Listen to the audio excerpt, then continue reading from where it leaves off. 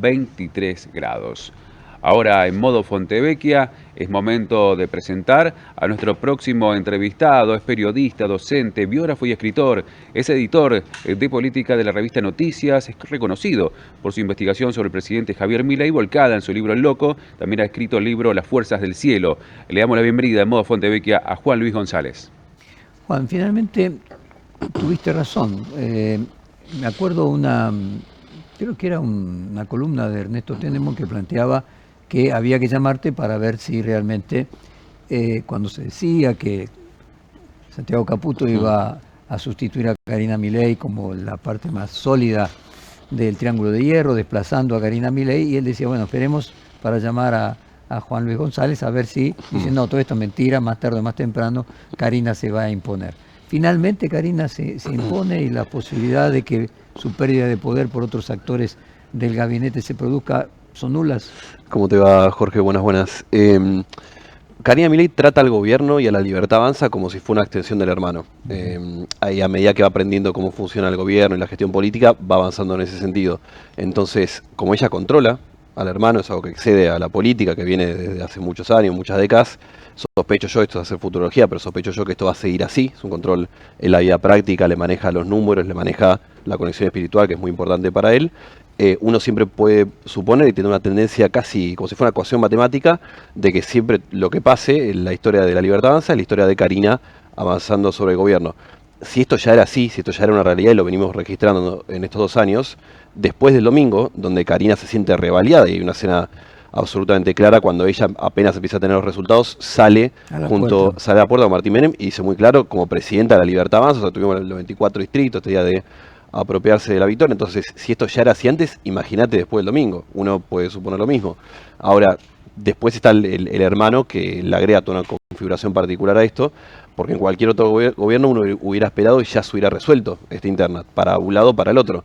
No solo esto no se ha resuelto, sino que yo sospecho, porque viene pasando en estos días, lo que vengo hablando, de que va a continuar en este sentido. Hay una cosa de Javier de tener esta relación simbiótica con la hermana, pero también una relación casi de amistad fraternal que él cree tener con Santiago. Es como si fuera una cosa de un chico que se está sufriendo el divorcio de los padres y no quiere que se separen ni mamá ni papá. Entonces él intenta, es una figura muy rara, pues es un presidente que intenta ser él el árbitro entre la interna. Esta idea de subirlos al escenario, la selfie con los 3, es intentar mediar entre los dos, intentar que no rebalse esa pelea. Entonces lo que creo que va a pasar es, vamos a seguir en esta tesitura. O sea, no solo no va a resolverse la interna, sino que se va a seguir estirando y estirando, porque Javier tampoco lo quiere soltar a Santiago Caputo. Lo que sí vimos en estas horas es un intento de avance de Karina Milei. Ella está empujando a uno de sus soldados para la jefatura de gabinete, que es Manuel Adorni. Yo hasta donde sé, de hecho hoy vamos a tener una cena muy potente en ese sentido, que es 20 gobernadores reuniéndose con Javier Milei. Es el máximo récord que ha tenido Milei en cuanto a convocatoria de gobernadores. A uno de ellos, como el de La Pampa, nunca ha ido, y el garante de eso, o quien articuló la reunión, es Guillermo Francos. Entonces esta idea de Karina de poner a Adorni para reemplazar a Francos también está por verse, pero yo diría que a la larga, digo, para salir de la coyuntura, siempre Karina Milei se va a imponer, porque siempre se impuso la vida del hermano, y esto vale. Una anécdota, hiciera algo muy larga, decime. Me contó hace poco una mujer que salía en el 2022 con Milei, ya era diputado él, empieza a salir no es de las que entró a la política, empieza a salir con él, un día se queda a dormir en Benavides, donde vivía Milei, en un country que entiendo que sigue teniendo. Ahí Karina la pone en el radar. La vez siguiente que se queda a dormir, la escena común, todo bien, se levanta el otro día, desayuna, bárbaro. A las 2 horas de que se va de la casa, o sea, a las 10 de la mañana, al mediodía le llega un mensaje de Javier Milei de celular, decía, mira, sos mala para mi vida, me haces mal, sos una mala influencia, yo voy a ser presidente, estoy en otra sintonía, no te quiero ver más. A las 2 semanas, Milei la vuelve a contactar y le invita a salir y salen. Y cuando llega le muestra el mensaje y le dice, mira, Javier, es raro esto, porque vos hace 2 semanas me dijiste, me quedé a dormir, veníamos saliendo, estaba todo bien, y te muestro el mensaje y me decís que está todo mal, ahora volvemos, ¿qué pasó? Y Milei ve el celular y dice, no, pero ese no fui yo, esa fue Karina. O sea, te estoy hablando de que era diputado de Nación, una persona de 50 años, que no solo Karina toma la potestad de manejarle el celular, sino que toma la potestad de cortarle a un vínculo que tenía él en ese momento en nombre de Javier. Bueno, es una anécdota chiquitita, pero que me impresionó mucho y te marca hasta dónde llega la influencia de Karina Milei, como muchas otras cosas que hablamos cuando hablamos de los Milei. no se explica ni por la política, ni por la estrategia, incluso uno diría no por algo racional, son cosas que exceden a eso, bueno, y el gobierno está entrampado en esa dinámica de hermanos. A ver, hasta ahí yo entiendo. El triángulo papá-mamá, vos planteás, el hijo chico quiere mantenerlos unidos y trata de terciar entre los dos para lograr que ninguno de los dos se vaya. Ahora, eso tiene otro punto, otra perspectiva, que es que vos decís, Karina controla a su hermano, por lo tanto su hermano depende de él. Entonces, mi pregunta es, ¿no será más la relación de que ella, siendo tu figura de papá y mamá, es papá y mamá al mismo tiempo, y que Santiago Caputo es el hermano? Y mi pregunta es, ¿cuál es la relación entonces de Karina con Javier Milei? Lo tenemos claro. ¿Cuál es el rol de Caputo ahí? ¿Está a la altura de, porque si papá y mamá estaría a la altura de Karina Milei? Por lo que vos planteás, Caputo no controla a Javier Milei. No, y aparte es desconfiada por Karina, sobre todo por meterse en ese vínculo, ¿no? Caputo es un empleado de Javier Milei. Javier, como le ha pasado en otros vínculos, confunde amistad con vínculo de empleado. Es una persona muy importante para el gobierno, es quien aporta la estrategia de campaña, es quien maneja áreas sensibles del Estado y además Milei le reconoce parte importante del triunfo. Por eso digo, hay que ver también la óptica desde cómo lo ve Milei a Caputo y cómo lo ve a Karina. Con lo Karina te cierro la idea, digo, siempre vemos cómo ella la controla a él, pero también lo podemos tomar del otro lado, que más allá de que ahora es presidente y antes era diputado, Karina le ha dedicado gran parte de su vida a cuidar a Javier Milei, cuando, como el propio Milei decía, no había nadie. Entonces se encargaba, digo, Milei cuando hace otro ejemplo, cuando hace tirar la cocina para que entre los clones de Conan en el 2018. No tenía cocina, te había tirado todo el departamento. Karina llevaba la comida todos los días, le planchaba los trajes, le manejaba la agenda. O sea, digo, también para verlo desde el otro lado. Karina es la mamá en un sentido. Es la mamá, es el... Sí, es la mamá, es el papá, también es quien corta las eventuales relaciones de Milei. Una cosa ahí de que sea Santiago, sea el que sea, quien se acerca mucho a Javier es desconfiado y es peleado por Karina Milei. De nuevo en esta idea que se confunden hermano con gobierno. Karina ve en el avance de Santiago, no solo el avance de la relación personal, sino también el avance en el gobierno. En estas horas, por ejemplo, hay una gran pelea para que Santiago Caputo asuma un cargo que, si bien el caputismo y sus periodistas, entretenedores, amigos lo quieren hacer parecer como un premio, del lado de Karina yo te digo todo lo contrario, es un castigo, que tenga la firma. Franco también lo ha planteado, otro enemigo de Caputo. O sea, que tenga la responsabilidad de los actos. Exacto, y la responsabilidad jurídica sí. También, exactamente. ¿Y cuál sería el cargo si finalmente el jefe de gabinete no saldría? Bueno, en las últimas horas previas, de nuevo en esta línea de todo lo que pasa, Libertad Avanza, es la historia de Karina tomando control. Hace una semana te decían va a ser el jefe de gabinete. Yo dudo muchísimo que suma un cargo así. Si asumiera algo, en estas horas habla del Ministerio del Interior, eventualmente si Franco se va y se va con el catalán, yo insisto, a esta hora no lo veo por la relación que tiene Franco con los gobernadores, por lo que va a ser el nuevo Congreso que va a necesitar articular diputados, pero si tuviera uno, yo me tuviera que jugar, digo, le pondría algún cargo simbólico, secretario de estrategia, no sé, algo así, lo suficiente como para que tenga firma. Dicho eso, está todo muy abierto, son horas de operaciones cruzadas. Yo la única certeza te puedo decir es, Karina se adjudica a ser la dueña de la victoria. Javier, de hecho, en estas horas lo está diciendo, la única persona que me decía que íbamos a ganar el domingo era Karina Milei. Ahí hay también una continuidad, digo, yo no creo que ni él sea un gran líder ni ella sea una gran estratega, pero es verdad que en el 2020 le dijo, vas a ser presidente. En el caso del 2020 fue porque Dios le había dado esa profecía a Karina que se le dice a Milei. Cuando llega a ser diputado le dijo, vas a ser presidente, y ahora le decía, vas a ganar las elecciones legislativas. La única de todo el staff de gobierno, a diferencia de las encuestas que le mostraba a Caputo, que iban en otro sentido.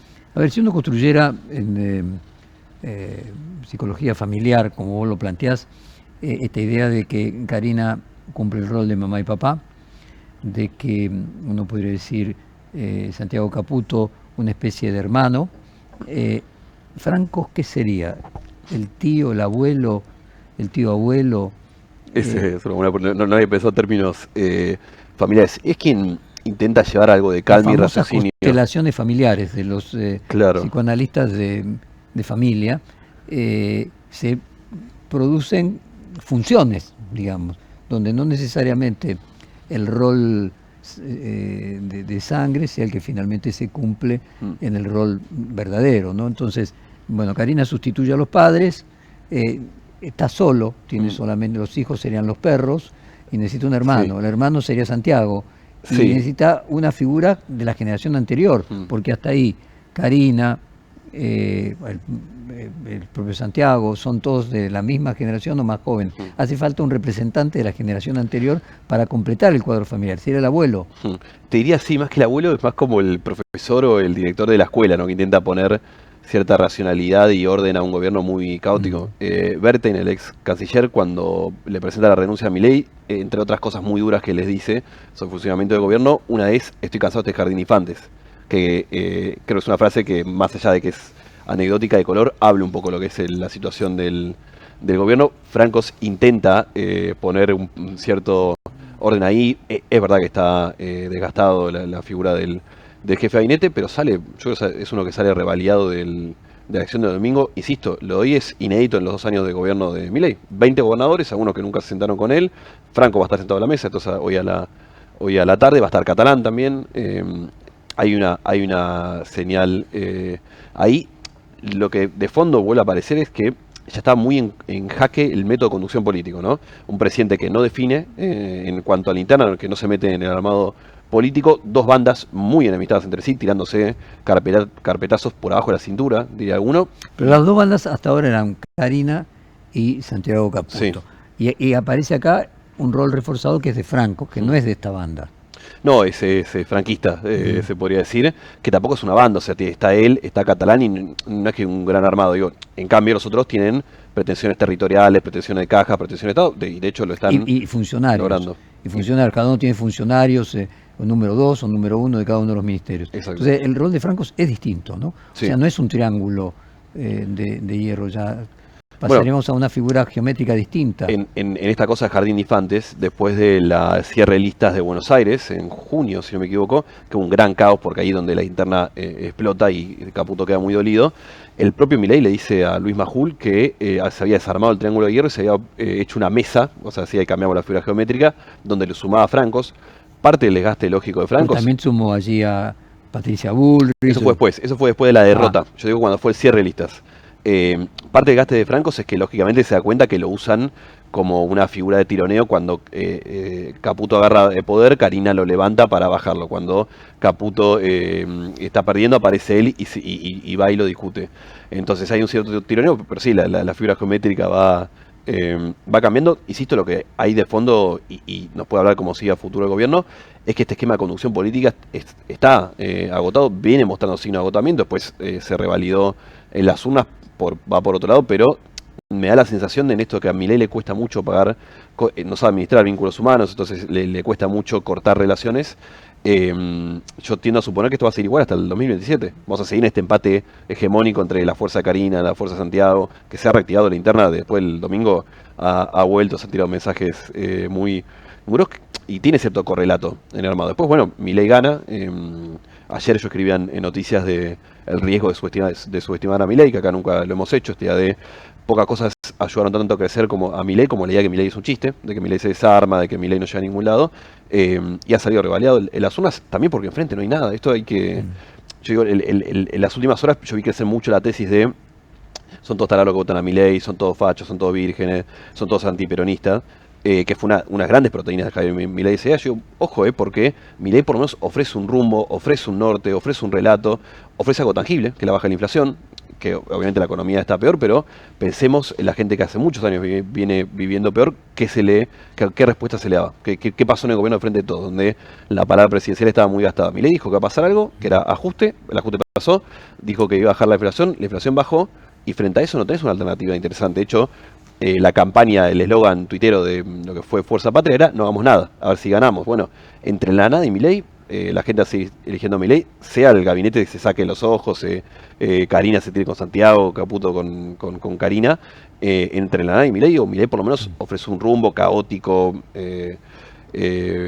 cruel incluso se puede decir, pero hay mucha gente que está dispuesta a pagar algunos sapos. Yo creo que el votante de Milei no es que ve la represión a los jubilados y dice buenísimo, péguele más, o ve el recorte a Garrahan y le gusta, pero como cualquier votante son sapos que te estás dispuesto a traer cuando haces la balanza de que te da uno y que te ofrece el otro.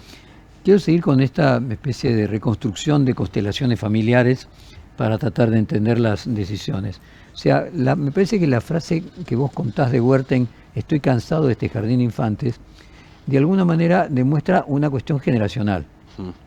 O sea, pareciera que hay unos jóvenes, en realidad no es un problema etario solamente, es un problema también de experiencia en la gestión, experiencia en la conducción, en donde Huerten le dice a Javier Milei, finalmente sos un chico, ¿no? Esto es un jardín de infantes, sos un chico, se coloca en una posición de superioridad. Esa posición de superioridad tiene por lo menos, aunque de manera más simbólica que violenta, el mismo rol en el caso de Francos. O sea, Huerten es de la generación de Francos, Huerten, al igual que Francos, es una persona que lleva décadas administrando, organizando, creando situaciones, llevando adelante situaciones complejas y resolviendo problemas, que no es el caso ni de Milei, ni de Karina, ni de Santiago Caputo. Entonces lo que le está diciendo ustedes son los chicos inexpertos, nosotros los viejos, para decirlo de alguna manera. Ahora, ¿cuál es la diferencia entre Francos y Huerten? Que Huerten es millonario y Francos tiene que laburar de director de colegio, y Huerten no quiere laburar de director de colegio. No sé si lo estoy construyendo, pero encuentro una relación entre Huerten y Francos, nada más que Francos acepta, o no le queda otra alternativa que aceptar, y a Huerten tiene la posibilidad de decir, basta, este jardín de infantes, quiero ser director de un colegio secundario o de una universidad, no de un jardín de infantes. Y te sumaría que Francos tiene una pulsión con la política, Huerten no, Francos tiene toda una vida en la política. Está bien lo que decís, y le sumaría no solo un tema de edad, sino que ¿por qué los perros son tan importantes para entender a Milei? Yo creo que con ambos ya a todo lado de la psicología de Milei, a la soledad, al misticismo, pero también te habla de algo muy contundente, que es que los perros no le reclaman nada a Javier Milei. Entonces, la contracara de esto es que ni Javier Milei ni Karina Milei tienen nada para perder. Por eso también aceleran en todas las curvas, porque no tienen nada para perder desde algo muy concreto, que es una familia, un hijo, si vos tenés un hijo. Hasta patrimonio.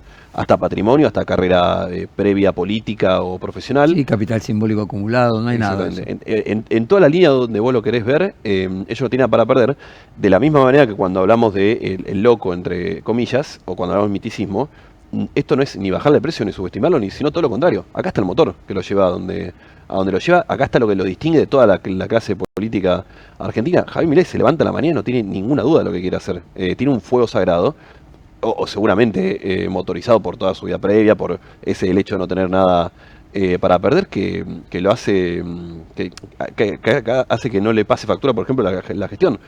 Fijémonos lo que fue el último mes y medio de Milei, o 2 meses de Milei, que seguramente parte de la remontada electoral está ahí. Si lo pensamos en términos humanos, es delirante. Viajaba a Estados Unidos, volvía, se iba a Córdoba, se tiraba. Invito a los que nos están viendo a ver los videos como son las entradas de Milei.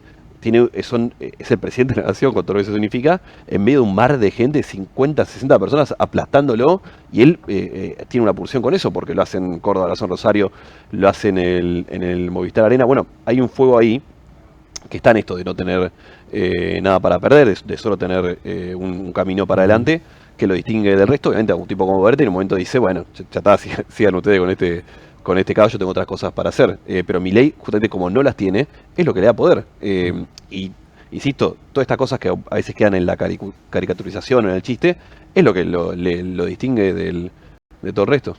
Déjame, Juan, aportarte nuevamente la diferencia generacional, ¿no? Yo marco la diferencia generacional entre Francos, Huerten y el presidente Karina y Santiago Caputo, y en este caso, en esta conversación de nosotros dos, ¿no? Es decir, yo he visto tantas veces personas convertidas en genios porque ganaron una elección. Me acuerdo siempre de esa frase de Lacan que repito, que enamorarse es dar lo que uno no tiene a alguien que no es.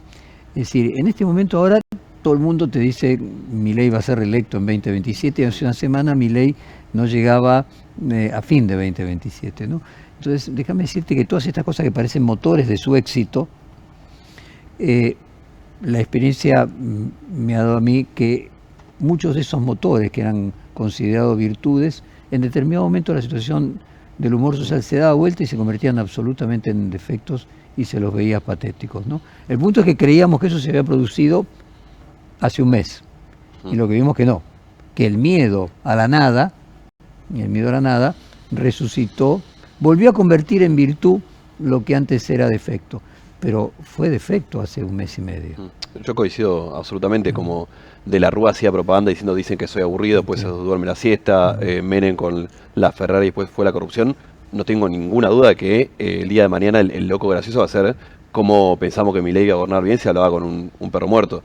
Eso seguro. De hecho, en esto de Milei versus la nada, mi sensación es que se está cocinando todo el asunto para la aparición de otro outsider. En cuanto el peronismo no ofrece una alternativa nueva, en cuanto a Milei, en algún momento se lo va a juzgar por resultados económicos, me da la sensación de que se abre camino para otro outsider. Pero sí, obviamente, yo creo que ni Milei es un gran líder genio que revolucionó la política, ni Karina es una gran armadora, ni Santiago Caputo es un gran estratega. Simplemente coincidieron, que no es poco en cuanto el espíritu de la historia, coincidieron ambos, ¿no? O sea, ¿viste la serie de Mussolini? la vi.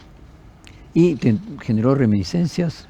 En un punto sí, está buena la serie, hay que verla. Hace una cosa el director que creo que sea un poco de mambo con Pink Floyd y The Wall, pero para mí está muy bien mostrado y narrado cómo el fascismo de hace 100 años es una herramienta que tiene el capitalismo para sobrevivir en un momento de crisis. En aquel momento era el auge de la Unión Soviética y el socialismo y el gran empresariado. En un momento Mussolini estaba muy en contra de las cuerdas. Esto la serie lo muestra muy bien. Aparece, le pone los fierros, la guita y sobrevive. Ahí creo que hay un paralelo para hacer, más allá de todas las diferencias, de cómo estos momentos tan extremos son producto de un momento determinado del capitalismo, también en crisis. Entonces, eso me pareció muy interesante. Pues está buena la serie, además no hay muchas cosas de Mussolini hecha por italiana, yo creo que está interesante, sí.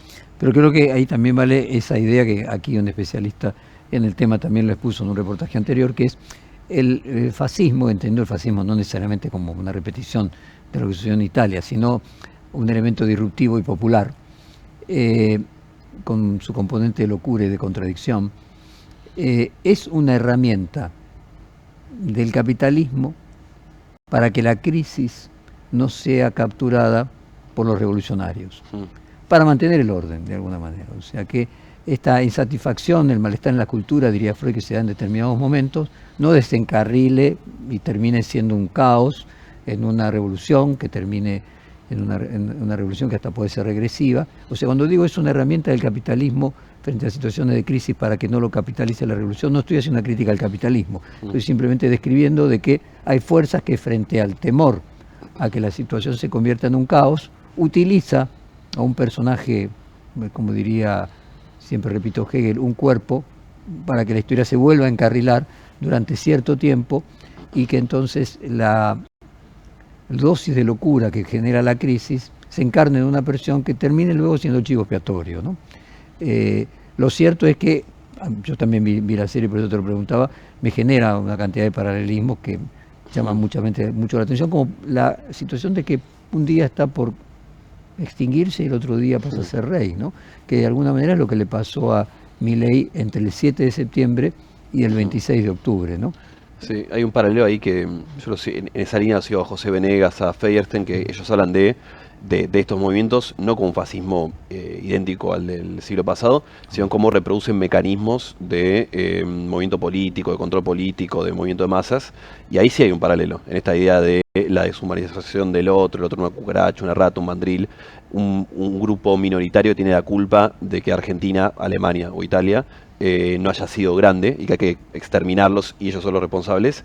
Ahí hay un paralelo, esa movilización social del odio. Yo creo que hay un paralelo que se puede... Y la estructura hacer. familiar, porque vos tuviste la agudeza de poder explicar la política desde el punto de vista de la psicología, o sea, el carácter de la persona, ¿no? O sea, lo primero que aparece en esa caracterización de Mussolini, como obviamente exagerada, es otro loco, para decirlo de alguna manera. Alguien que está dispuesto, absolutamente asertivo, convencido de que la fortuna, esa frase cuando dice soy como un lobo que huelo, que es mi tiempo, ¿no? Y bueno, como que te llama, a Milei lo llaman la fuerza del cielo, a Mussolini lo llama el tiempo, que es una linda forma, un poco más elaborado, en el caso de Mussolini más hegeliano, la idea de que el tiempo, la historia me reclama. O sea, es el momento necesario para una persona así. ¿Necesario para quién? Bueno, finalmente para la sociedad que no caiga en caos. Entonces, bueno, encuentro que Milei viene a cumplir esa función para mucha gente que lo vota, aún sabiendo todas estas limitaciones, carencias, incluso desacuerdos, pero que prefiere eso al caos, que el caos sería el regreso del kirchnerismo.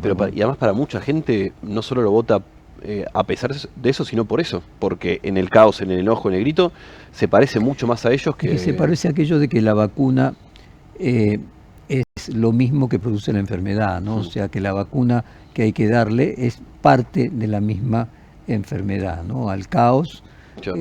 Caos por caos da orden. Bueno, retomando el fascismo, a veces pienso que si queremos ver el vaso medio lleno de Milei, podemos, que es que evidentemente había una bronca fuerte con la política y que Milei la logra canalizar, y la canaliza, obviamente llevando la vía democrática a su límite, pero la canaliza presentándose a elecciones en el 23 y ahora también. Entonces mi duda es, porque hoy como los revolucionarios no aparecen, sino que aparece, es lo que Berardi llama la deserción, ¿no? Gente saliendo afuera del sistema, y lo vimos el domingo en el Bueno, puede en ser la votación. fantasma los revolucionarios. El kirchnerismo como algo fantasmagórico, que lo que te trae en realidad de revolución es caos, desorden económico, que supuestamente viene Pero como burla, pues ni siquiera hay un proyecto burla, sí. revolucionario Bueno, ahí. como era el comunismo, revolucionario en el sentido de disruptor del orden, que genera caos, ¿no?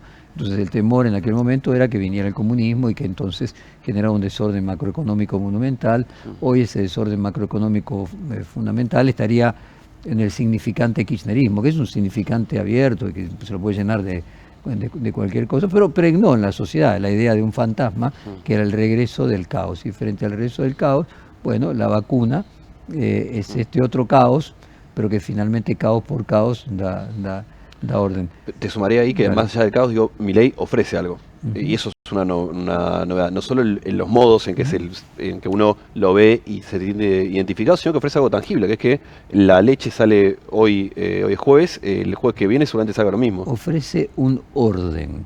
Entonces la pregunta es, ¿por qué el orden es tan valorado? Bueno, porque evidentemente el temor que había era al desorden, ¿no? Exacto. Eso es lo que ofrece. Bueno, otro paralelo podemos hacer con las experiencias del siglo pasado, es la inflación. Parecería que no es casual que aparezca procesos hiperinflacionarios. Es un desorden. O sea, finalmente es un elemento que desordena la sociedad. Juan, como siempre, felicitaciones Muchas porque gracias. fuiste el primero que la vio. Muchas gracias. Muchas gracias. Bueno, acabamos de hablar con Juan Luis González y vamos, creo que, al corte. Modo Fontevecchia. La rebeldía de la moderación.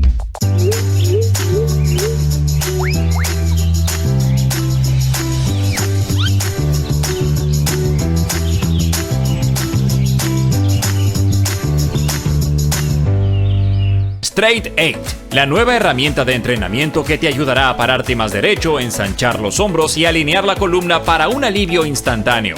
Todo mientras ayuda a reducir el malestar por encorvarse. Desde el momento en que te lo pones, tu postura comenzará a cambiar. El secreto son sus 8 puntos de apoyo que se involucran en la espalda baja, espalda media, hombros y cuello, trabajando juntos para una alineación perfecta, desarrollando memoria muscular que te enseñará a pararte derecho por años. Me veo más alto, sumo el estómago, me veo en forma. La gente me pregunta si adelgacé, pero es por el Straight 8. Straight 8 es ultra cómodo, enriquecido con fibras de cáñamo que absorben la humedad para que puedas usarlo todo el día sin sudar. Se ajusta fácilmente para que pueda usarse por hombres grandes y corpulentos hasta mujeres pequeñas. Es tan ligero y discreto que puedes llevarlo debajo de la ropa y nadie notará que lo llevas puesto. Es por eso que necesitas Straight 8, para que comiences a pararte más derecho y con más confianza. Los viejos aparatos ortopédicos pueden costar miles de pesos, pero ahora puedes ordenar el nuevo Straight 8 de la línea Serafit. Te ayudará a pararte más derecho, ensanchar los hombros y alinear la columna. Para un alivio instantáneo, todo mientras ayuda a reducir el malestar por encorvarse. Desde el momento en que te lo pones, tu postura comenzará a cambiar. Llame ahora mismo y adquiera su Straight 8. Descubra los productos más novedosos y exclusivos de la línea Serafit en tvcompras.com y obtenga